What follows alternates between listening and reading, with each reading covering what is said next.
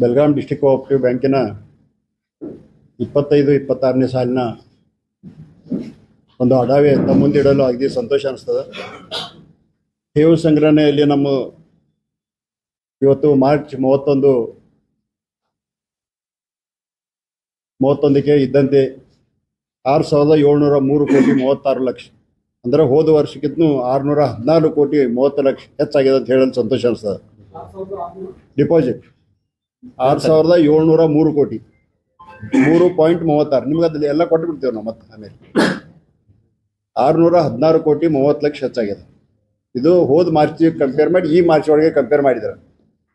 ಅದರಂತೆ ಕೃಷಿ ಸಂಬಂಧಿಸಿದ ಸಾಲ ವಿತರಣೆ, ಅದರಲ್ಲಿ ಯಾವ ಪ್ರಕಾರ ನಾವು ಸಾಲ ಕೊಟ್ಟಿದ್ದೀವಿ ಅಂದ್ರೆ ಸುಮಾರು 4,77,466 ಜನ ರೈತರಿಗೆ 3,818 ಕೋಟಿ 79 ಲಕ್ಷ 0% ಬಡ್ಡಿದಲ್ಲಿ ಬೆಳೆ ಸಾಲವನ್ನು ಹಂಚಿದ್ದೆವು. 444 ಜನ ರೈತರಿಗೆ 24 ಕೋಟಿ 54 ಕೋಟಿ ಟ್ರ್ಯಾಕ್ಟರ್ ಸಾಲ ಮತ್ತು ಪೈಪ್ಲೈನ್ ಸಾಲ ಹಂಚಿದ್ದೆವು. ಅದೇ ಪ್ರಕಾರ 165 ಸಂಘಗಳಿಗೆ 22.89 ಕೋಟಿ ಗೋಡೌನ್ ಸಾಲ ವಿತರಿಸಲಾಗಿದೆ. ಇದು 0% ಇರ್ತದೆ ಅವರಿಗೆ ಗೋಡೌನ್ ಸಾಲದಲ್ಲಿ. ಮತ್ತು ಪರ್ ಮೆಟ್ರಿಕ್ ಟನ್ ಗೋಡೌನ್ ಕಟ್ಟಿದ್ದಕ್ಕೆ 750 ರೂಪಾಯಿ ಸಬ್ಸಿಡಿ ಕೂಡ ಇರ್ತದೆ. ಅದೇ ಪ್ರಕಾರ ಸ್ವಸಹಾಯ ಸಂಘಗಳಿಗೆ 918 ಸ್ವಸಹಾಯ ಸಂಘಗಳಿಗೆ 36.18 ಕೋಟಿ ಸಾಲವನ್ನು ವಿತರಿಸಲಾಗಿದೆ.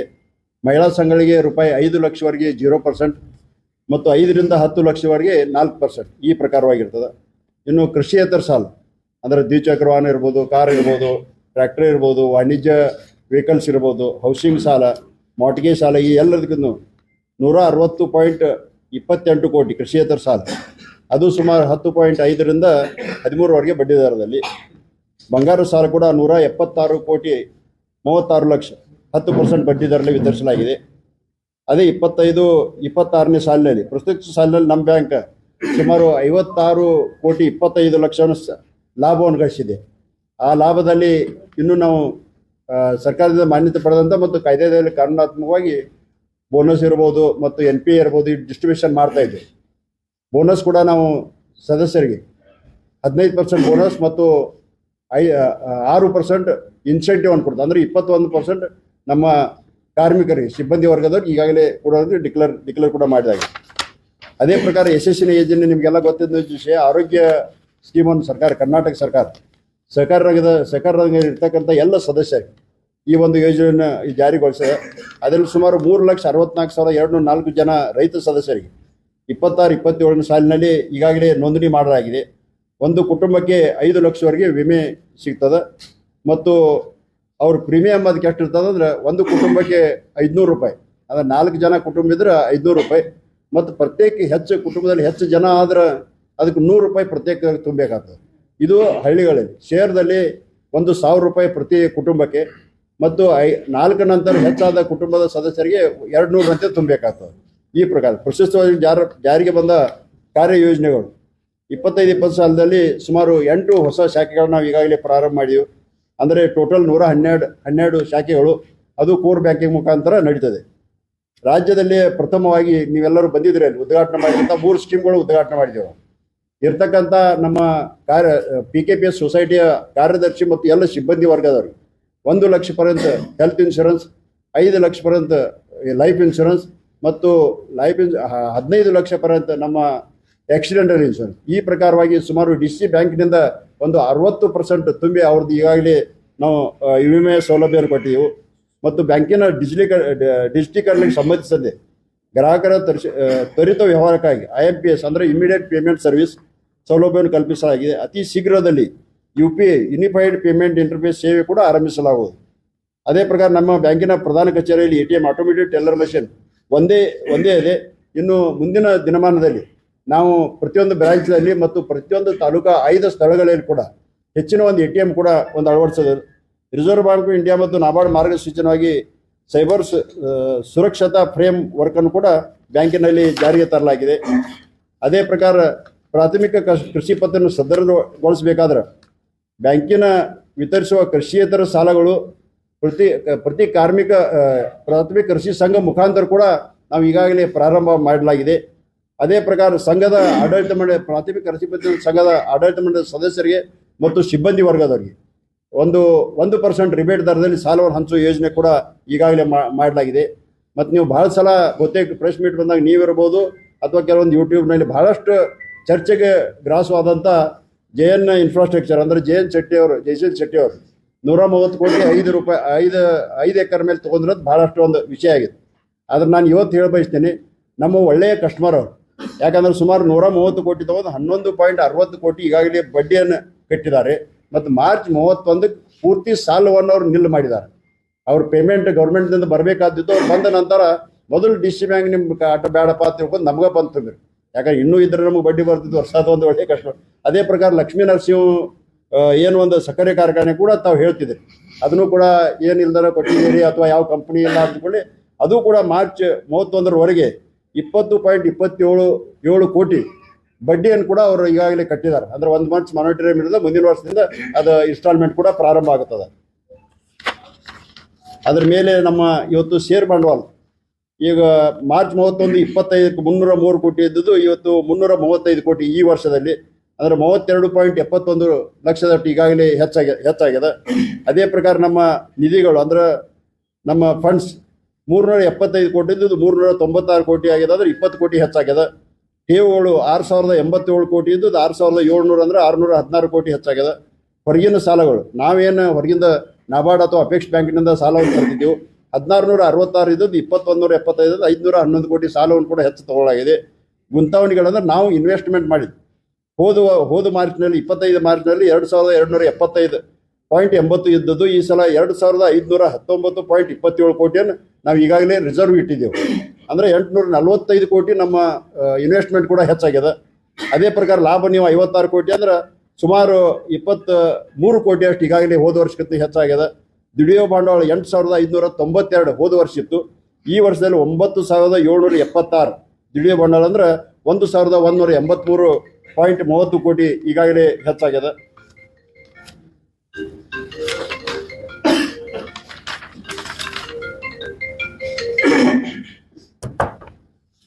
ಈಗ ನೀವು ನಮ್ಮ ಆಡಳಿತ ಮಂಡಳಿ ನಾವು ಹೊಸ ಆಡಳಿತ ಮಂಡಳಿ ಬಂದದ್ದು 10 ನವೆಂಬರ್ ಅಂದ್ರೆ ಸುಮಾರು ಮಾರ್ಚ್ 31 ಅಂದ್ರೆ 4 ತಿಂಗಳು 20 ದಿವಸ ಮಾತ್ರ ನಮಗೆ ಸಿಕ್ಕದ ಹೊಸ ಬೋರ್ಡ್. ಅದ್ರದ್ದೊಂದು ಕಂಪ್ಯಾರಿಸನ್ ಕೊಡ್ತೇನೆ, ನೀವು ನೋಡ್ಬೋದು. ಸುಮಾರು 328 ಕೋಟಿ ಶೇರ್ ಬಂಡವಾಳ 335 ಅಂದ್ರೆ 7 ಕೋಟಿ 45 ಹೆಚ್ಚಾಗಿದೆ. ನಿಧಿ ಫಂಡ್ಸ್ 395 ಕೋಟಿ ಇದು 396 ಅಂದ್ರೆ 62 ಲಕ್ಷ ಹೆಚ್ಚಾಗಿದೆ. ಠೇವುಗಳು ಆ ದಿವಸ ನಾವೇನು ನವೆಂಬರ್ ಚಾರ್ಜ್ ತಗೋತೀವೋ ಆ ದಿವಸ 5080.98 ಲಕ್ಷ ಅಷ್ಟು ಡಿಪಾಸಿಟ್ ಇದ್ದದ್ದು ಇವತ್ತು 6703.36 ಅಂದ್ರೆ ಸುಮಾರು 4 ತಿಂಗಳು 20 ದಿವಸದಲ್ಲಿ 1622 ಕೋಟಿಯಷ್ಟು ಈಗಾಗಲೇ ನಮ್ಮ ಡಿಪಾಸಿಟ್ ಆದ. ಇದನ್ನ ಯಾಕೆ ಹೇಳ ಬಯಸ್ತಾರೆ ಅಂದ್ರೆ 1000 ಹೋಗ್ಯದ 2000 ಹೋಗ್ಯದ ಅಥವಾ ಈಗಾಗಲೇ ಡಿಪಾಸಿಟ್ ಕಮ್ಮಿ ಆಗಿದೆ ಅಂತ ಹೇಳ್ತಿದ್ರು. ಸುಮಾರು ಎವರೇಜ್ ತಿಂಗಳಿಗೆ 300 ಕೋಟಿಗೆ ಮೇಲ್ಪಟ್ಟು ನಮ್ಗೆ ಎವರೇಜ್ ಡಿಪಾಸಿಟ್ ಬಂದದಂದ್ರೆ ಜನರು ಎಷ್ಟು ವಿಶ್ವಾಸ ಇಟ್ಟಿದ್ದಾರೆ ಅಂದ್ರೆ ಇದ್ರ ಮ್ಯಾಗ ತೋರಿಸ್ಕೊಡ್ತದ. ಅದೇ ಪ್ರಕಾರ ಗುಂತಣಿಗಳು ಕೂಡ 1711 ಕೋಟಿ ನಮ್ಮದು ನವೆಂಬರ್ನಲ್ಲಿ ಇದ್ದದ್ದು ಇವತ್ತು ಮಾರ್ಚ್ ಆಕೆರಿಗೆ 2519 ಕೋಟಿ ಅಂದ್ರೆ 807 ಕೋಟಿ ನಾವು ಈಗಾಗಲೇ ಬ್ಯಾಂಕ್ನಲ್ಲಿ ಶಿಲ್ಲಕ್ ಮತ್ತೆ ಹೆಚ್ಚಿಗೆ ಇಟ್ಟಿದ್ದೆವು. ಅದೇ ಪ್ರಕಾರ ಲಾಭವನ್ನು ಕೂಡ 56 ಕೋಟಿ. ದುಡಿಯೋ ಬಂಡವಾಳ ಇದನ್ನ ಈಗಾಗಲೇ ಹೇಳಿದ್ದೇನೆ 8575 ಇದು 9776 ಅಂದ್ರೆ 1200 ಕೋಟಿ ದುಡಿಯೋ ಬಂಡವಾಳ ಕೂಡ ಹೆಚ್ಚಾಗ್ಯದ. ಇದು ನೋಡಿದ್ರೆ ಬ್ಯಾಂಕಿನ ಎಷ್ಟು ರೈತರು ವಿಶ್ವಾಸ ಇಟ್ಟಿದ್ದಾರೆ, ರೈತರಾಗಲಿ ಮತ್ತು ಬೆಳಗಾವಿ ಜಿಲ್ಲೆ ಎಲ್ಲ ಗ್ರಾಹಕರು ಕೂಡ ಒಂದು ಒಳ್ಳೆಯ ವಿಶ್ವಾಸನೆ ಇಟ್ಟು ಡಿಪಾಸಿಟ್ ಕೂಡ ಹೆಚ್ಚಿಟ್ಟಿದ್ದಾರೆ, ಸಾಲವನ್ನು ಕೂಡ ತಗೋತಿದ್ದಾರೆ. ಮುಂದಿನ ದಿನಮಾನದಲ್ಲಿ ಏನು ಮಲ್ಟಿನ್ಯಾಷನಲ್ ಮತ್ತು ನ್ಯಾಷನಲೈಸ್ ಬ್ಯಾಂಕ್ ಏನೂ ಕಮ್ಮಿ ಇಲ್ಲದಂತೆ ಸ್ಪರ್ಧಾತ್ಮಕವಾಗಿ ರೈತರಿಗೆ ಹೆಚ್ಚಿನ ಒಂದು ಸಾಲವನ್ನು 0% ಇರ್ಬೋದು, 3%ನಲ್ಲಿ ಟ್ರ್ಯಾಕ್ಟರ್ ಮತ್ತು ಪೈಪ್ಲೈನ್ ಸಾಲ ಇರ್ಬೋದು, ಇನ್ನುಳಿದ ಎಲ್ಲ ಕಮರ್ಷಿಯಲ್ ಲೋನ್ ಅಂದ್ರೆ ನಾನ್ ಅಗ್ರಿಕಲ್ಚರ್ ಲೋನ್ ಕೂಡ ರೈತರಿಗೆ ಇರ್ಬೋದು, ಬೆಳಗಾವಿ ಜಿಲ್ಲೆ ಇರ್ತಕ್ಕಂಥ ಎಲ್ಲ ಗ್ರಾಹಕರು ಕೂಡ ಇರ್ಬೋದು. ನಾವು ಹೆಚ್ಚಿನ ಪ್ರಮಾಣದಲ್ಲಿ ಕೊಟ್ಟು ಇವತ್ತು UPI ಅಳವಡಿಸಿ ಇವತ್ತು ಸರ್ಕಾರದ ಖಾತೆ ಕೂಡ ಇರ್ಬೋದು ಅಥವಾ ಇನ್ನುಳಿದ ಹಲವಾರು ಯೋಜನೆಗಳು ನಾವು ಪ್ರಾರಂಭ ಮಾಡ್ತಾ ಇದೀವಿ. ಆದ ಕಾರಣ ಈ ಒಂದು ರಿಸಲ್ಟ್ ಬರಲು ನಮ್ಗೆ ಕಾರಣೀಕರ್ತರಾದ ಇವತ್ತು ನಮ್ಮ ಉಸ್ತುವಾರಿ ಮಂತ್ರಿಗಳಾದ ಸತೀಶ್ ಜಾರಕಿಹೊಳಿ ಅವರು ಮತ್ತು ಬಾಲಚಂದ್ರ ಜಾರಕಿಹೊಳಿ ನೇತೃತ್ವದಲ್ಲಿ ಈ ಸಂಸ್ಥೆ ನಡೀತದೆ. ಅದೇ ಪ್ರಕಾರ ನಮ್ಮೆಲ್ಲ ಬೆಳಗಾವಿ ಜಿಲ್ಲೆಯಲ್ಲಿ ಗ್ರಾಹಕರು ಇರ್ಬೋದು, ರೈತರು ಇರ್ಬೋದು ಮತ್ತು ಹೆಚ್ಚಿನ ಪ್ರಮಾಣದಲ್ಲಿ ಒಂದು ಶ್ರದ್ಧೆ ಇಟ್ಟು ವಿಶ್ವಾಸ ಇಟ್ಟು ಒಳ್ಳೆಯ ರೀತಿಯಿಂದ ಕೆಲಸ ಕಾರ್ಯ ಅಂತ ನಮ್ಮ ಎಲ್ಲ ಕಾರ್ಮಿಕ ವರ್ಗದವರು ಕೂಡ ಸಹಕಾರಿಯಾಗಿದ್ದಾರೆ. ಅವ್ರಿಗೆಲ್ಲರೂ ಕೂಡ ನಾನು ಧನ್ಯವಾದಗಳನ್ನು ಅರ್ಪಿಸ್ತೇನೆ.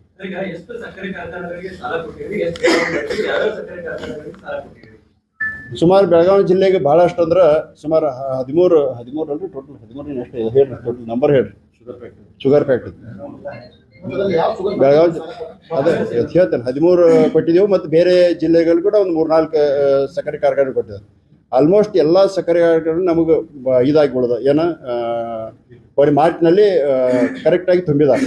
ಒಂದು ಈ ಸಲ ಉಳ್ಕೊಂಡದ ಸಂಕೇಶ್ವರ ಶುಗರ್ ಫ್ಯಾಕ್ಟ್ರಿ 14 ಕೋಟಿ ಬಡ್ಡಿ ಬರಬೇಕಿತ್ತು, 14 ಕೋಟಿ ನಮ್ದು ಇದು ಏನಂತಾರೆ ಕಂತು ಬರಬೇಕಿತ್ತು, 28 ಕೋಟಿ ಡಿಫಾಲ್ಟ್ ಆಗಿ NPA ಆಯ್ತದು ಸಂಕೇಶ್ವರ ಶುಗರ್ ಫ್ಯಾಕ್ಟ್ರಿ. ಅದ್ರ ಮೇಲಾಗಿ ಕೆಲವೊಂದು ಸಂಗಮನಾಥ್ ಶುಗರ್ ಫ್ಯಾಕ್ಟ್ರಿ ಅಲ್ಲಿ ಒಂದು ನಮ್ಮ ಯಾವುದು ವಿಜಯಪುರ ಸಿಂದಗಿ ಅದು ಒಂದು ಡಿಫಾಲ್ಟ್ ಆಗ್ಯದ. ಆಮೇಲೆ ಹಳೆ ಉಳಿದಿದ ಅವಂತೂ NPA ಆಗಿ ಹೋಗಿದಾವೆ. ಅವು ಮುಂದಿನ ದಿನಮಾನದಲ್ಲಿ ಯಾವ್ಯಾವ ಉಳಿದವು ಎಲ್ಲವನ್ನು ಕ್ರಮವನ್ನು ಕಂಡು ಹೋಗ್ತೇನೆ. ಹಳೇದು ನಮ್ಮದು ಘಟಪ್ರಭಾ ಒಂದದ ಎಂ ಕೆ ಹುಬ್ಳಿ ತಗೊಂಡಿಲ್ಲ ನಮ್ಮ ಸಾಲಿಲ್ಲ ನಮ್ಮಲ್ಲಿ. ಅದು ಮತ್ತು ಸೋಮೇಶ್ವರ್ ಸಾಲಿಲ್ಲ. ಇವತ್ತು ಅಧ್ಯಕ್ಷರದಾರ ಅವರಲ್ಲೇ ಅದು ಅದಕ್ಕೆ ಯಾರು ಮಾಲಕರು ನಾವ್ ಇರೋ ಮಟ್ಟ ಕರೆಕ್ಟ್ ಕಟ್ಟಿದೇವಲ್ಲ, ನಾವು ಬಿಟ್ಟಿದ್ದೇವೆ ಅದನ್ನ. ಅದು ಹಳೇದ ಸಾಲ ತಗೊಂಡಾರ ಅವ್ರು. ಈಗ ಸುಮಾರು ಹಿಂದಿನ ಪೀರಿಯಡ್ನಲ್ಲಿ ತಗೊಂಡಿದ್ದ ಅವರೆಲ್ಲ. ಈಗೇನು ಹೊಸದೇನು ಕೊಟ್ಟಿಲ್ಲ, ನಾವು ತಗೊಂಡಂತರೂ ಕೊಡ್ಲಿಲ್ಲ, ಇದು ಕೊಟ್ಟಿಲ್ಲ. ಅವಾಗ ಏನು ಹೈಯೆಸ್ಟ್ ಕೊಟ್ಟಿದ್ದಾರೆ ಸುಮಾರು ಆಕ್ಷನ್ ತಗೋತೀವಿ ಏನಂದ್ರೆ ಹೌದು ಅವಾಗ ಕೊಟ್ಟಿದ್ದಾರೆ ಎಲ್ಲ ಬೋರ್ಡ್, ಆ ಬೋರ್ಡ್ ಇದ್ದಾಗ ಕೊಟ್ಟಿದ್ದಾರೆ. ಸುಮಾರು 153 ಕೋಟಿ ಅಷ್ಟು ಸಾಲ ಅದ ಅದ್ರ ಮೇಲೆ ಒಂದು ಔಟ್ಸ್ಟ್ಯಾಂಡಿಂಗ್. ಕಾರ್ಖಾನೆ ಮಾಡೋರಿಗೆ 300 ಕೋಟಿ 200 ಕೋಟಿ ಸಾಲ ಕೊಡ್ರಿ ಅಂತ ಯಾರು ಮತ್ತೆ ಅರ್ಜಿ ಕೊಟ್ಟಾರೆ. ಬಂದವ್ರಲ್ಲ ಹೊಸ ಬಂದವು. ಮತ್ತು ನಮ್ಮದಲ್ಲಿ ಒಂದು ಸ್ಕ್ರೀನಿಂಗ್ ಕಮಿಟಿ ಅಂತ ಮಾಡಿದ್ರು ನಮ್ಮಲ್ಲಿ ಬೋರ್ಡು ಮತ್ತು ಒಬ್ಬ ಕನ್ಸಲ್ಟೆಂಟ್ ತೊಗೊಂಡಿರ್ತೀವಿ CA ಕೂಡಿ. ಅದು ಯಾವ್ಯಾವ ಅಂದ್ರೆ ಎಲಿಜಿಬಲ್ ಅದಾವ ಅಂಥವು ಮಾತ್ರ ಕೊಡ್ತೀವಿ. ಅಂದ್ರೆ ಎಲಿಜಿಬಲ್ ಅಂದ್ರೆ ವಸೂಲಿ ಆಗುವಂಥವು ಅಂತ ಮಾತ್ರ.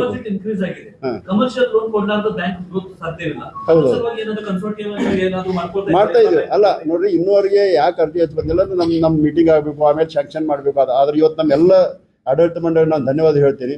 ಫುಲ್ ಪವರ್ ನಮಗಾಗಲಿ GMಗಾಗಲಿ ಹಿಂಗೆ ಕೊಟ್ಟಿದಾರಲ್ಲ, ಅರ್ಜಿ ಬಂದ ನಂತರ ನಾವು ಸ್ಯಾಂಕ್ಷನ್ ಕೊಟ್ಬಿಡ್ತೇವೆ ಇನ್ ಪ್ರಿನ್ಸಿಪಲ್ ಯಾವ್ದು ಕರೆಕ್ಟ್ ಅದ. ಆಮೇಲೆ ಘಟನೋತ್ತರ ಮಂಜೂರಿ ಕೊಡ್ತಾರೆ ನಾವು. ಅಂದ್ರೆ ಇವತ್ತು ಟ್ರ್ಯಾಕ್ಟರ್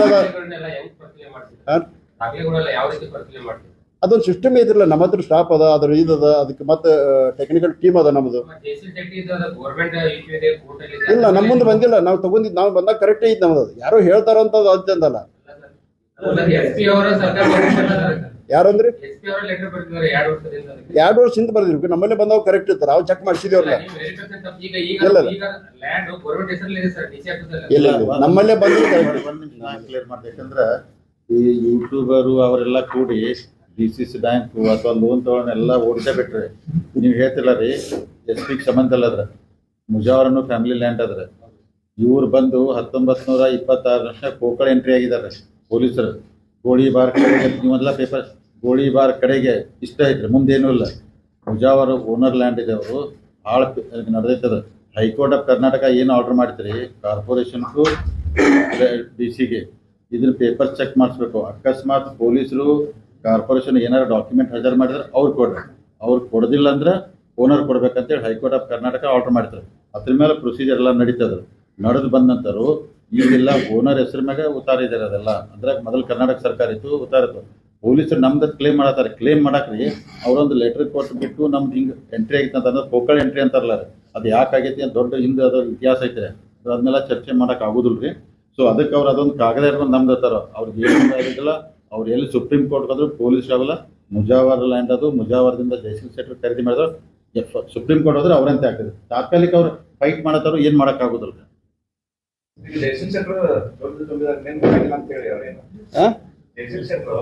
ಅವ್ರ ಆ ಕಡೆ ಈ ಕಡೆ ಹೆಸರು ಬರಕೈತಿ, ಯೂಟ್ಯೂಬ್ನಾಗ ಟಿವಿದಾಗ ಅದ ಬರಕತ್, ನಾನು ಹೆಸರು ಕೆಡಕೈತಿ ಅನ್ನಕತ್ತಾರ ಅವ್ರ ಜನ ಎಲ್ಲ. ನಮಗೆ ನ್ಯಾಷನಲೈಸ್ ಬ್ಯಾಂಕ್ ಅವರ 8% ಸಿಗ್ತೈತಿ, 12%. ನಾವು ಬೇಡ, ನಾವು ನ್ಯಾಷನಲೈಸ್ ಬ್ಯಾಂಕ್ ತಗೋತು ಈಗ ತಗೊಂಡ್ ನಾವು ಅದಕ್ಕೆ ಏನಿಲ್ಲ ರೀ ಚಲೋ. ಈಗ ನೀವು ಕೆಲ ಒಬ್ಬರ ಕೇಳಿ ಶುಗರ್ ಫ್ಯಾಕ್ಟ್ರಿ ಸೇಫ್ ಇಲ್ಲಿ ಲೋನ್ ಅಂತಾರೆ 100%. ಯಾಕಂದ್ರೆ ಶುಗರ್ ಫ್ಯಾಕ್ಟ್ರಿಗಳು ಮುಂದಿನ ದಿನಮಾನದಾಗ ಇನ್ನೂ ತೊಂದರೆ ಆಗ್ತಾವೆ. ಯಾಕಂದ್ರೆ ಮೊನ್ನೆಲ್ಲ ರೇಟ್ ಜಾಸ್ತಿ ಆಯ್ತು ರೈತರು ಕೊಡೋದ್ರಿ, ಭಾಳ ಫ್ಯಾಕ್ಟ್ರಿ ಲಾಸ್ ಅದು. ಮುಂದೆ ಸೇಫ್ ಇಲ್ಲ ಅಂದಾಗ ನಾವು ಚಲೋ ಪಾರ್ಟಿಗಳು ಹಿಡ್ಕೊಂಡ್ಬಂದು ಸೆಕ್ಯೂರಿಟಿ ತೊಗೊಂಡು ಅವ್ರಿಗೆ ಲೋನ್ ಕೊಟ್ರೆ ನಾವು ಅಂದ್ರೆ ದುಡಿಸ್ಬೇಕಾಗ್ತದೆ. ಬ್ಯಾಂಕ್ ಅಂದ್ಕೊಳ್ಳಿ ವ್ಯವಹಾರ ಮಾಡ್ಲೇಬೇಕಲ್ರಿ, ಯಾರಿಗಾದ್ರೂ ಕೊಡಬೇಕು ನಾವು. ಅಂದ್ರೆ ದುಡ್ಡು ನೋಡ್ರಿ, ಇಷ್ಟು ಡಿಪಾಸಿಟ್ ಬರಾಕೈತೆ ಅಂತ ಒಂದು 25% ನಾವು ರಿಸರ್ವ್ ಇಟ್ಟು 75% ನಾವು ಲೋನ್ ಕೊಡ್ಕೋತೋಬೇಕು ಅಂದಾಗ ಲಾಭ ಆಗೋದು. 100% ಕೂಡ ಆಗಿದೆ, 100% ಕೂಡ ಆಗಿದೆ. ಇನ್ನೂವರೆಗೆ ಏನಾಗಿತ್ತು ಅದ ಅಷ್ಟೊಂದು ನಮ್ಮಲ್ಲಿ ಅಂದ್ರೆ ವೈಡ್ ಆಗಿ ಎಕ್ಸ್ಪಾನ್ಷನ್ ಮಾಡಿದ್ದಿಲ್ಲ. ಅಂದ್ರೆ ರೈತರ ಬ್ಯಾಂಕ್ ರೈತರು ಕೂಡ ಅಷ್ಟ ತಿಳ್ಕೊಂಡು ಹೊಂಟಿದ್ದಾರೆ. ಅದು ಫ್ಯಾಕ್ಟ್ರಿಗಳ ಮತ್ತು ರೈತರ ಗಟ್ಟ ಸೀಮಿತ ಆಗಿದೆ. ಈಗ ನಾವು ಅದನ್ನು ಫಾಸ್ಟ್ ಆಗಿ ಮಾಡ್ತಾ ಇದ್ದೇವೆ ಮತ್ತು ಫಾಸ್ಟ್ ಆಗಿ ಸ್ಯಾಂಕ್ಷನ್ ಕೂಡ ಕೊಡ್ತಾ ಇದ್ದೇವೆ.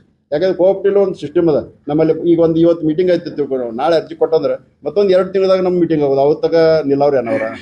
ಈಗ ಎಷ್ಟೋ ಜನ ಅಂದ್ರೆ ಟ್ರ್ಯಾಕ್ಟರ್ದವ್ರು ಕೊಡೋರ ನಾವು ಮೂರು ಹಿಡಿದು ನಮ್ಗೆ ಹೋಗಿದವ್ರಿಗೆ ನೀವು ಸ್ಯಾಂಕ್ಷನ್ ಲೋಕರ್ ಕೊಡೋ. ಅದಕ್ಕಂತ ನಾವು ಟ್ರ್ಯಾಕ್ಟರ್ ಬಂದ ತಕ್ಷಣ 2 ಅಥವಾ 3ನೇ ದಿವಸಕ್ಕೆ ಸ್ಯಾಂಕ್ಷನ್ ಕಳಿಸ್ಬಿಡಾಕಿದ್ವಿ.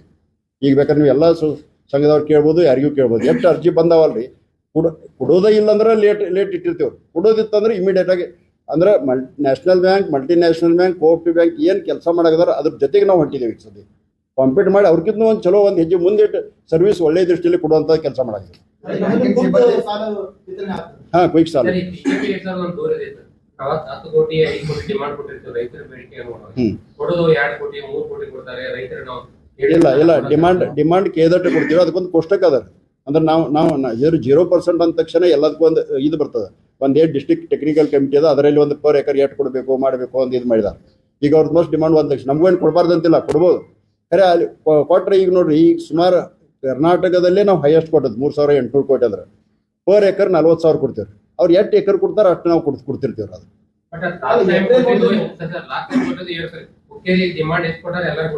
ಇಲ್ಲ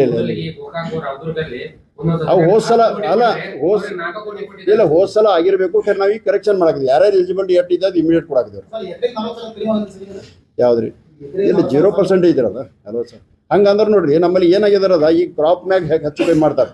ಈಗ ಸಕ್ಕರೆ ಇದು ಏನಂತಾರೆ ಕಬ್ಬಿನ ಬೆಳೆ ಅಂದ್ರೆ ಲಾವಣಿ ಬೇರೆ ಬರ್ತದೆ, ಕೊಡುವೆ ಅಂದ್ರೆ 2ನೇ ವರ್ಷ 3ನೇ ವರ್ಷ ಬೇರೆ ಬರ್ತದೆ. ಮತ್ತು ಬೇರೆ ಬೆಳೆಗೆ ಒಂದೊಂದು 10,000 ಇರಂಗಿಲ್ಲ ಒಂದೊಂದು ಕಡೆ. ಆದ್ರೆ ನಮ್ಮಲ್ಲಿ ಬೆಳಗಾವಿ ಡಿಸ್ಟಿಕ್ನಲ್ಲಿ ಫ್ಲಾಟ್ ಆಗಿ ನಾವು ಕಬ್ಬ ತಿಳ್ಕೊಂಡು ಕೊಟ್ಟು ಬಿಡ್ತೀವಿ. ಹಂಗೆ ಕಾಯ್ದೆಶೀರ ಕೊಡ್ಬೇಕಾದ್ರೆ ಮತ್ತೆ ಕಮ್ಮಿ ಆಗ್ತದೆ. ಕೊಡ್ತದೆ ಅವರು 8% ಮಾತ್ರ ಕೊಡ್ತಾರೆ. ನಾವು 8.25 ಹೌದು. ಮತ್ತೆ ನಮ್ಮ ಡಿಪಾಸಿಟ್ ಅಮೌಂಟ್ ನಮ್ದು 8.25 ಕೊಡ್ತೀವ್ರಲ್ಲ ನಾವು. ಮತ್ತೆ 25% ಮತ್ತೆ ಬೇರೆ ಕಡೆ ಹೌದು. ಕಷ್ಟ ಅಂದ್ರೆ ನೋಡ್ರಿ 25% ಹೆಚ್ಚಿಗೆ ಹೋಗ್ತದೆ ನಮ್ದು. ನಾವು ಅದನ್ನ ಇಲ್ಲಿ ಕಮರ್ಷಿಯಲ್ದಾಗ ಮೇಕಪ್ ಮಾಡಿ ತಗೋಬೇಕು. ಇಲ್ಲ ಅದು ಗೌರ್ಮೆಂಟ್ ಸ್ಕೀಮ್ ಐತಿ. ಖರೆ ಎಷ್ಟು ಅಲ್ರಿ ನಾವ ಕೊಟ್ಟಿದೇವ ತನಗಿಲ್ಲ. ನಮ್ಮ ಥ್ರೂ ಕೊಟ್ಟಿದ್ದೇವೆ ನಾವು. ಸರ್ಕಾರ ಸ್ಕೀಮ್ ಅಂತ ಇದು ಒತ್ತಿ ಹೇಳಿದೇನೆ ಯಾವಾಗಲೂ. ಮೊದ್ಲಿಂದ ಆದ್ರೂ ಹೇಳಿದಾನ ಇದು ಸರ್ಕಾರ ಸ್ಕೀಮ್ ಐತಿ ಹೇಳಿದಾನ. ಖರೆ ಅವ್ರ ಬಡ್ಡಿ ನೋಡ್ರಿ ಒಂದೊಂದು ವರ್ಷ ಆದ್ರೂ ಬರ್ದಿಲ್ಲ ಅವ್ರದ್ದು. ಜರ ಕೇಳಿ ನೀವು ಬರೇ 8% ಬರ್ತಿದ್ದೆ ಅಂತ ಅಷ್ಟ ಅಂತೀರಿ. ಈಗ ನಮ್ಗೆ 24 ಮಾರ್ಚ್ ಇವತ್ತು ಬರ್ತದೆ. ಒಂದೊಂದು ವರ್ಷಲೇ ಬರ್ತದ. ಬ್ಯಾಲೆನ್ಸ್ ಇದೆ ಹೇಳ್ರಿ. 162 ಕೋಟಿ ಅಂದ್ರೆ ಅದು ಎಲ್ಲ ಸೇರ್ ಮಾಡ್ಬೇಕು. ಅದನ್ನೆಲ್ಲ ನಾವು ಕಮರ್ಷಿಯಲ್ ಏನು ಲೋನ್ ಒಂದೊಂದು ವರ್ಷ ಡಿಲೇ ಆಗೈತಿ. ಮಾರ್ಚ್ 24ರಿಂದ ಮಾರ್ಚ್ 24 42 ಕೋಟಿ ಡಿಮಾಂಡ್ ಇದ್ದಾಗ 21 ಕೋಟಿ ಬರೋದು. ಇನ್ನ ಮಾರ್ಚ್ 24 ಮಾರ್ಚಲ್ಲಿ 21 ಕೋಟಿ ಬರಬೇಕು. ಮತ್ತು ಮಾರ್ಚ್ ನಂತರ ಜನವರಿ, ಜೂನ್, ಸೆಪ್ಟೆಂಬರ್, ಡಿಸೆಂಬರ್ ಮತ್ತು ಈ ಮಾರ್ಚ್ ಸಿಬ್ಬಂದಿಗಳಿಗೆ ಅದ್ರ ಬಗ್ಗೆ ಏನಾದ್ರೂ ಮಾಹಿತಿನೇ ಇಲ್ಲ. ಅದಿಲ್ಲ ಕೊಡ್ಬೋದು ಕೊಡಕ್ಕಿಲ್ಲ ನಾವು ಮೇಲೆ ನಿಮ್ಮ ಹೆಡ್ ಆಫೀಸ್ ಕೇಳ್ತೀವಿ. ಇಲ್ಲೋರ್ಗು ಅಲ್ಲಿ ಹೋಗಿ ನಿಮ್ಮ ಬ್ಯಾಂಕ್ ಗಳಿದಾವಲ್ಲ ಅಲ್ಲಿ ಲೋಕಲ್ ಕೇಳ್ತೀವಿ, ನಾವು ಕೇಳ್ತೀವಿ, ರೆಫರ್ ಮಾಡ್ತೀವಿ. ಇದೇ ಹೇಳ್ತಾರೆ ಸಬ್ಸಿಡಿ ಕೊಡ್ತಾರೆ ಕೆಲವು ನಿಗಮಗಳಿದಾವೆ. ಅಲ್ಲಿಂದ ಕಮರ್ಷಿಯಲ್ ವಾಹನ ಇರ್ಬೋದು. ಅಲ್ಲಿ ಏನ್ ಸಬ್ಸಿಡಿ ಬರುತ್ತೆ ತಮ್ಮಲ್ಲಿ ಇಲ್ಲೋರ್ಗು ಸರಿಯಾಗಿ ಮಾಹಿತಿನೇ ಇಲ್ಲ ನಿಮ್ಮ ಸಿಬ್ಬಂದಿಗಳು. ಇಲ್ಲ ಮೊದಲು ನಾವು ಲೋನ್ ನೋಡ್ರಿ ಆ ಪಾರ್ಟಿ ಹೆಂಗಿದೆ ನೋಡಿ ಆ ಲೋನ್ ಒಪ್ಪಬೇಕು ನಾವು. ಆಮೇಲೆ ಸಬ್ಸಿಡಿ ನೆಕ್ಸ್ಟ್. ಆಮೇಲೆ ಲೋನ್ ಕೊಟ್ರನ ನಾವು ಸಬ್ಸಿಡಿ ಕೊಡೋಲ್ಲ. ಸಬ್ಸಿಡಿ ಕೊಡ್ತಾರ ಲೋನ್ ಕೊಡಕ್ಕೆ ಬರೋದಿಲ್ಲ. ಅವ್ರು ಎಲಿಜಿಬಲ್ ಇದ್ರೆ ನಾವು ಕೊಡ್ತೀವಿ ನಾವು. ಮತ್ತೆ ಎಲ್ಲರೇ ಬ್ರಾಂಚ್ನಾಗ ತ್ರಾಸ ಆಗಿದ್ರೆ ನಾವು ಹೇಳ್ತೇವೆ ಅವ್ರಿಗೆ ನಿಮ್ಮ ಮುಂದೆ ಮಾಡಬೇಡ. ಯಾವ್ದು ಅದ ಗೊತ್ತೈತಿ ಗೊತ್ತೈತಿ.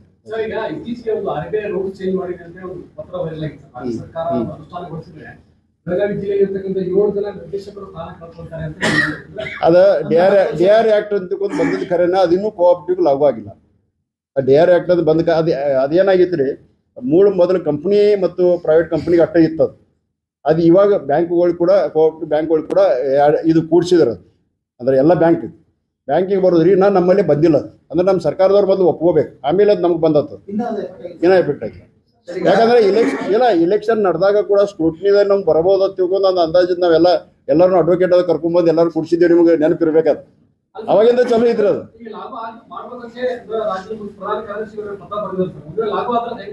ಲಾಗು ಆದ್ರೆ ಏನು ಕಾಯ್ದೆಸೀರ ಆಗ್ತದಲ್ಲ. ಅದಕ್ಕೇನ್ ಮಾಡೋದು ಅದಕ್ಕೇನ್ ಸಮ ಎಲ್ಲ ಹಳೆಯವ್ರು ಹೋಗ್ತಾರೆ, ಹೊಸವ್ರು ಬರ್ತಾರೆ. ಅದಕ್ಕೇನ್ ಆಗೋದು. ಇಲ್ಲ ಕಾಯ್ದೆ ಮುಂದೆ ಯಾರು ದೊಡ್ಡವರಲ್ಲ. ಏನ್ ಹೇಳಿಬಿಡು, ಕಾಯ್ದೆ ಮುಂದೆ ಯಾರು ದೊಡ್ಡವರಲ್ಲ. ಯಾವಾಗ ಅಪ್ಲೈ ಆತಂತ ತಿಳ್ಕೊರಿ.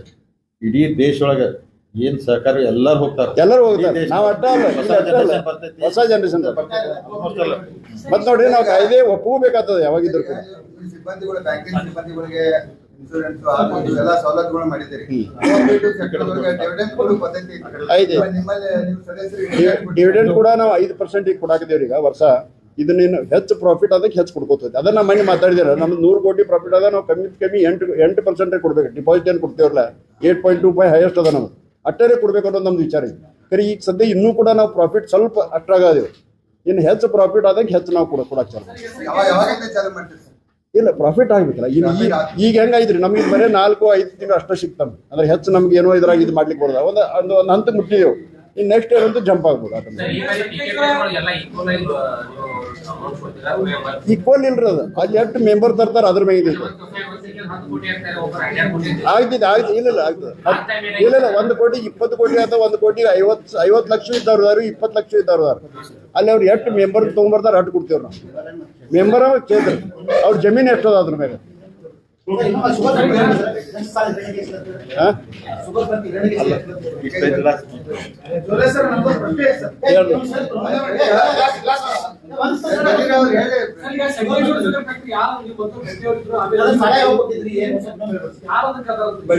ಅದು ಸುಮಾರು ಹೋದ ವರ್ಷದಿಂದ 25 ಮುಂಚೆ ಇದ್ದದ ಅದು.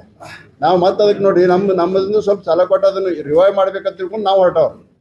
ಅವ್ರಿಗೇನು ನಮ್ಮ ಆಡಳಿತ ಒಪ್ಪಲಿಲ್ಲ ಕೂಡ ತಮ್ಮ ನೋಡ್ತಿದ್ದು ಬಿಟ್ಟು ನಾವು ಲಾಸ್ಟ್ ಮಾರ್ಚ್ನಾಗ ನಾವು ಇದ್ದೇವೆ ಕರೆಕ್ಟ್ ಎಲ್ಲ ತುಂಬಿದ್ದೇವೆ. ಅದ್ರ ನಂತರ ಬಿಟ್ಟು ಬಹುತೇಕ ಎಲ್ಲಾ ಬ್ಯಾಂಕಿಗೆ ಇವತ್ತು ಡಿಫಾಲ್ಟ್ ಆಗಿದಾರೆ. ಯಾರ್ದ್ರಿ 150 ಕೋಟಿ ಅದ. NPA ಇದೆ ಅಂದ್ರೆ 14 ಕೋಟಿ ಬಡ್ಡಿ ಬರಬೇಕಿತ್ತು, 14 ಕೋಟಿ ಇನ್ಸ್ಟಾಲ್ಮೆಂಟ್ ಬರಬೇಕಿತ್ತು. 28 ಪಾಯಿಂಟ್ ಏನೋ ಐತೆ ಅದು. ಅಂದ್ರೆ ಒಂದು ರಫ್ ಫಿಗರ್ ಹೇಳಿದ್ದಾನೆ. 150 ಕೋಟಿ ನಮ್ದು ಇರ್ಬೋದು. ಎಲ್ಲಾ ಬ್ಯಾಂಕ್ ಭಾಳ ಐತೆ.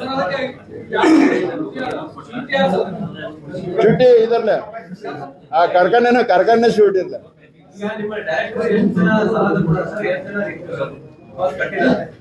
ಯಾರು ತಗೊಂಡಿಲ್ರಿ. ಈಗ ಇದ್ದವ್ರು ಯಾರು ತಗೊಂಡಿಲ್ಲ.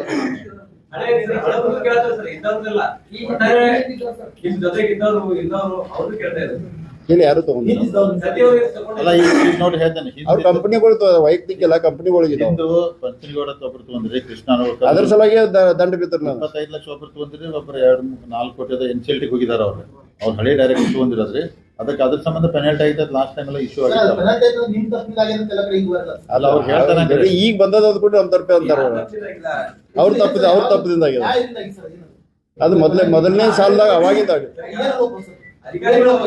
ಒಂದು ಡೈರೆಕ್ಟರ್ ಕೊಡಬಾರ್ದು ಕೊಟ್ಟಿದ್ದೀರ ಅಂತ ಒಂದು ಪ್ರಶ್ನೆ ಇದೆ. ಮತ್ತೊಂದು ಏನು ಪಾಯಿಂಟ್ ಇದ್ರೆ 2 ಪಾಯಿಂಟ್ ಇತ್ತು. ಅದ್ರ 2 ಲಕ್ಷ ನಮ್ಮ ದಂಡ ಬಂತದ್ದು. ಚಲೋ ಅಂತ ಅದು ಗೋಲ್ಡ್ ಲೋನ್ ಒಂದು ಪಾಲಿಸಿ ಏನೋ ತಪ್ಪಿತ್ತು. ಬುಲೆಟ್ ರಿಪೇಮೆಂಟ್ ಉದ್ಯೋಗ ಬಂಗಾರ ಅಂಗಡಿ ಹಾಕಿದ್ದಲ್ಲ. ಇದಕ್ಕೆ ನಮ್ಮ ಮುನ್ನೋಳಿಗೆ ಬಂಗಾರ ಅಂಗಡಿ ಹಾಕಿದ್ದರು. ಇನ್ನೊರ್ಗೂ ವೆಹಿಕಲ್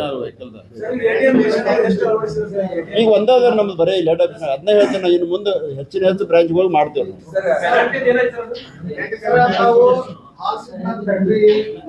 ಸ್ಟೇಟ್ ಗೌರ್ಮೆಂಟ್ ಕಂಟ್ರೋಲ್ ಈಗ ಬಹು ರಾಜ್ಯ ಮಾಡ್ಬೇಕು. ಸ್ಟೇಟ್ ಕಂಟ್ರೋಲ್ ಆಗಿದೆ ಸರ್. ಮತ್ತೆ ಆಮೇಲೆ ಸೊಸೈಟಿನೂ ಬಹು ರಾಜ್ಯ ಮಾಡಿದ್ರಿ ಸರ್. ಸ್ಟೇಟ್ ಆಕ್ಟಿವ್ ಯಾವುದೇ ಕಾನೂನುಗಳು ಅದಕ್ಕೆ ಅಪ್ಲೈ ಆಗೋದು. ಅದು ಜನ ಏನಾರ ಆದ್ರೆ ಸೆಂಟ್ರಲ್ ಗೌರ್ಮೆಂಟ್ ಕಂಟ್ರೋಲ್ ಬಂತ್ರಿ. ಕಂಟ್ರೋಲ್ ಇಲ್ಲ ಅನ್ಬೇಡ್ರಿ ನೀವು. ಸ್ಟೇಟ್ ಗೌರ್ಮೆಂಟ್ ಕಂಟ್ರೋಲ್ ಯಾಕೆ ನೀವು ಅದನ್ನ ಅಲ್ಲಿ ನಮ್ಮ ಮಹಾರಾಷ್ಟ್ರ ಬಾರ್ಡರ್ನಾಗ ಅದೀವಿ. ಮಹಾರಾಷ್ಟ್ರನಾಗ ಕಬ್ಬು ಬರ್ತದ. ಅಲ್ಲಿ ಮೆಂಬರ್ ಇದಾರು ಮಾಡಿದೇವ್ ನಾವು. ಈತಗಾರ ಮಾಡ್ಬೇಕಲ್ಲ ಕಾಯ್ದೆದಾಗ. ಇಲ್ಲಿ ಯಾಕೆ ನೋಡ್ರಿ ನೀವು ತಪ್ಸ್ಕೊಳಕಂತ ಅನ್ಬೇಡ್ರಿ ನೀವು. ಅದು ಯಾಕೆ ಈಗ ಇಲ್ಲಿ ಪಕ್ಷ ಅಲ್ಲಿ ಯಾಕೆ ನಮ್ಗೆ ಸ್ಟ್ರಾಂಗ್ ಆಗಿದಾರೆ. ಸೆಂಟ್ರಲ್ ಆಕ್ಟ್ ಅಮಿತ್ ಶಾಜಿ ಅವರು ಇದು ಸಹಕಾರ ಮಂತ್ರಿ ಆದ ನಂತರ ಇಷ್ಟು ಧಾಬಾ ಆಫೀಸ್ ಇದ್ದಾರೆ. ಅದು ಬರೇ 1-2-3 ಜನ ಕೊಡ್ತೀರಿ. ಈಗ ಇಷ್ಟು ಬಿಲ್ಡಿಂಗ್ ಆಫೀಸ್ ಸಹಕಾರ ಮಂತ್ರಾಲಯ ಅಲ್ಲಿದ್ದು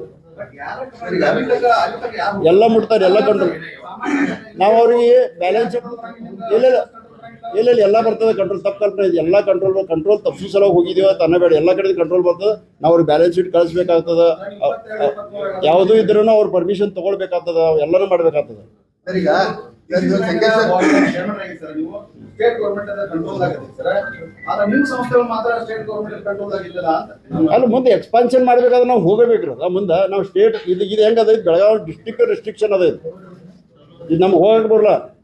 ಇದು ಬೇಕಾದ್ರೆ ಎಕ್ಸ್ಪಾನ್ಷನ್ ಪರ್ಮಿಷನ್ ಕೊಟ್ಟರೆ ಹೋಗೋತ್ತೇವೆ ನಾವು.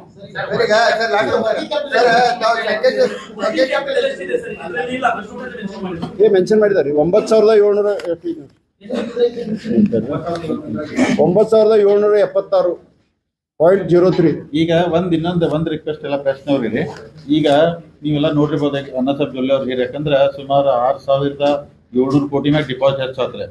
ಸೊ ಅನ್ನಸಬ್ ಜೊಲ್ಲೆ ಅವರು ನಮ್ದು ಸತೀಶ್ ಜಾರಕಿಹೊಳಿ ಏನ್ ಇಚ್ಛೆ ಆಯ್ತು ಅಂದ್ರೆ ಈ ಬ್ಯಾಂಕು 10,000 ಕೋಟಿಗೆ ಡಿಪಾಸಿಟ್ ಹೋಗ್ಬೇಕತ್ತ.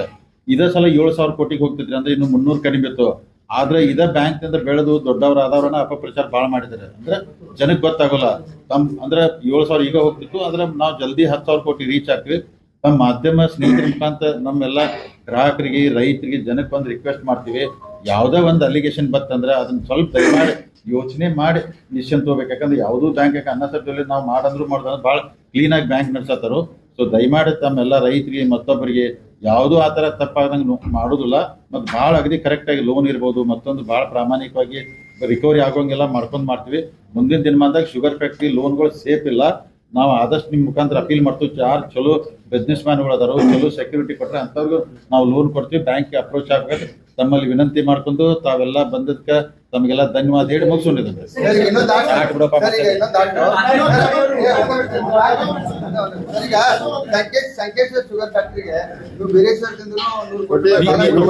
ಸವಾಲ್ ಮತ್ತೆ ತಗೊಂಡ್ಬಿಡ್ತೀವಿ. ಎಲ್ಲ ಕೊಟ್ಟಿದ್ದೇವೆ.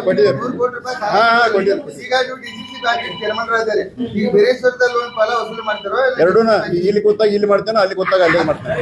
ಯಾವ ಸಂಸ್ಥೆದಾಗ ಕುಂತೀವಿ ಅಲ್ಲಿ ಪ್ರಾಮಾಣಿಕವಾಗಿ ಲೀಗಲ್ ನೋಟಿಸ್ ಕಳ್ಸಾಗಿದೆ. ಲೀಗಲಿ ವಸೂಲು ಮಾಡ್ತೀವಿ. ಮಾಡ್ಬೇಕಾಗಿತ್ತು, ಈ ವರ್ಷ ಮಾಡ್ಬೇಕಾಗಿತ್ತು. ಈಗ ಲಾಸ್ಟ್ ಟೈಮ್ ನೀವು ಹೇಳಿದ್ರಿ, ನಾವು ಸಂಕಂಬ ಪ್ರೆಸ್ ಮಾಡಿದಾಗ ಲೀಗಲ್ ನೋಟಿಸ್ ಕೊಟ್ಟು ಇನ್ನೂ ಉತ್ತರ ಕೊಟ್ಟಿಲ್ಲ ಅವ್ರು. ಯಾಕಂದ್ರೆ ಕೊಡ್ದಿಲ್ಲ ಅಂದ್ರೆ ಇವ್ರು ಆಕ್ಷನ್ ತಗೋಬೇಕಾಗ್ತದೆ. ನಮ್ಮ ಸ್ಟಾಫ್ ಅವ್ರು ಲೇಟ್ ಮಾಡಿದ್ರು, ನಾವು ಕೋರ್ಟ್ಗೆ ಹೋಗಕ್ಕೆ ಹೇಳ್ತೀವಿ ಇವ್ರಿಗೆ. ಯಾಕಂದ್ರೆ ಅವ್ರು ಅಟ್ಲೀಸ್ಟ್ ಇಲ್ಲ ಸಾರಿ ಯಾರು ಕೇಳ್ಬೋದು, ತಪ್ಪಾಗಿತ್ತು, ಅವ್ರು ಬಂದಿಲ್ಲ ಅಂದ್ರೆ ಆ ಥರದ್ದು ಸುಮ್ಮನೆ ಮುಂದೆ ಲೀಗಲಿ ಫೈಟ್ ಮಾಡೋದು ಹೇಳ್ತಾರೆ. ಮಾಡ್ಲೇಬೇಕು. ಒಂದು ಕೊಟ್ಟ ನಂತರ ಮಾಡ್ಬೋದಲ್ಲ.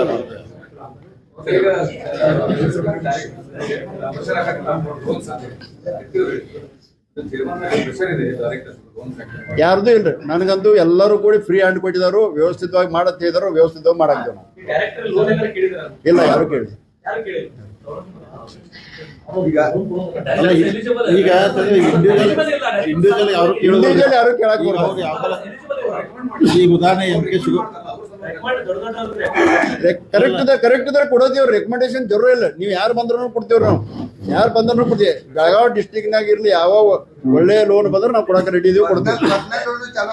ಪರ್ಸನಲ್ ಅದ ಹೇಳಂಗ